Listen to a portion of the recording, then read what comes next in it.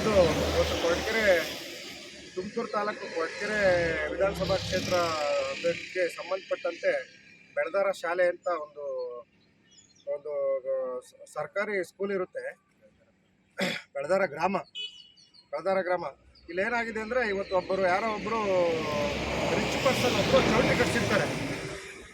ಒಬ್ಬ ಖಾಸಗಿ ವ್ಯಕ್ತಿ ಚೌಟ್ರಿ ಕಟ್ಸ್ಬಿಟ್ಟು ಇವತ್ತು 2 ಎಕರೆ ಏನಿದೆಯೋ 2 ಎಕರೆ ಚಿಲ್ಲರೆ ಇರುತ್ತೆ. ಮಕ್ಕಳ ಆಟದ ಮೈದಾನ, ಅದು ಸರ್ಕಾರಿ ಶಾಲೆ ಆಟದ ಮೈದಾನ ಇರುತ್ತೆ. ಬಡ ಮಕ್ಕಳು ಓದೋ ಸ್ಕೂಲ್, ಅದು ಗೌರ್ಮೆಂಟ್ ಸ್ಕೂಲು.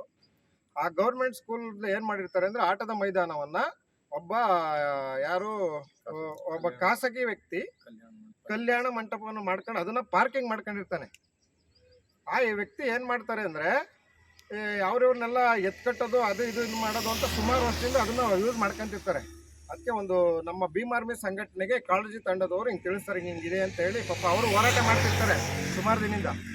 ಅದಕ್ಕೆ ನಾವು 5ನೇ ತಾರೀಕು ಸಿ.ಒ ಆಫೀಸ್ ಮುಂದೆ ಮೌನ ಪ್ರತಿಭಟನೆ ಮಾಡಿರ್ತೀವಿ. ನಮ್ಮ ಭೀಮ್ ಆರ್ಮಿ ಸಂಘಟನೆ ಹಾಗೂ ಕನ್ನಡ ಪರ ಸಂಘಟನೆಗಳು ನಮ್ಮ ಅದು ಕಾಳಜಿ ತಂಡದವರು ಎಲ್ಲ ಸೇರಿ ಮಾಡಿರ್ತೀವಿ. ಇವತ್ತು ಆ ವಿಚಾರಗಳು ಎಲ್ಲ ಅಧಿಕಾರಿಗಳಿಗೆ ಗೊತ್ತಾಗಿ ಇವತ್ತು ಎಲ್ಲರೂ ಯಾರು ನಮ್ಮ ಎಸ್ ಪಿ ಅವ್ರು ಬಂದಿರ್ತಾರೆ, ಲೋಕಾಯುಕ್ತ ಎಸ್ ಪಿ ಅವ್ರು ಬಂದಿರ್ತಾರೆ, ಆಮೇಲೆ ಎಸ್ ಪಿ ಸಾಹೇಬರು ಅಶೋಕ್ ಸರ್ ಅವರು ಬಂದಿರ್ತಾರೆ, ಆಮೇಲೆ ಶಿಕ್ಷಣ ಅಧಿಕಾರಿಗಳು ಬಂದು ಇವತ್ತು ಸ್ಥಳ ಪರಿಶೀಲಿಸಿ ಇದನ್ನು ಕೂಡಲೇ ಬಗೆಹರಿಸ್ತೀವಿ ಅಂತ ಹೇಳ್ಬಿಟ್ಟು ಎಲ್ಲ ಇನ್ವೆಸ್ಟಿಗೇಷನ್ ಮಾಡ್ಕೊಂಡು ಹೋಗಿದ್ದಾರೆ. ದಯವಿಟ್ಟು ಇದು ಆಗೋವರೆಗೂ ಈ ಮಕ್ಕಳ ಆಟದ ಮೈದಾನ ಏನಿದೆ ಇದು ಬಗೆಹರಿಯೋವರೆಗೂ ನಮ್ಮ ಭೀಮ್ ಆರ್ಮಿ ತಂಡ ಯಾವುದೇ ಕಾರಣಕ್ಕೂ ಇದನ್ನು ಕೈ ಬಿಡಲ್ಲ. ಇದು ಆಗಲೇಬೇಕು.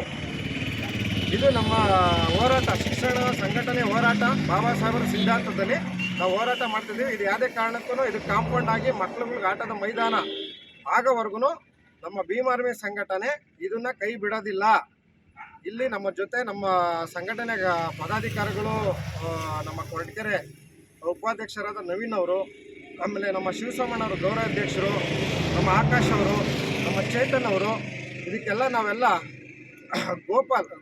ಗೋಪಿನಾಥ್ ಅವರು, ಇವರೆಲ್ಲ ನಾವೆಲ್ಲ ಸೇರಿ ಇಲ್ಲೆಲ್ಲ ಬಂದು ಇವತ್ತು ಅವ್ರ ಜೊತೆ ನಾವು ಪಾಲ್ಗೊಂಡಿರ್ತೀವಿ.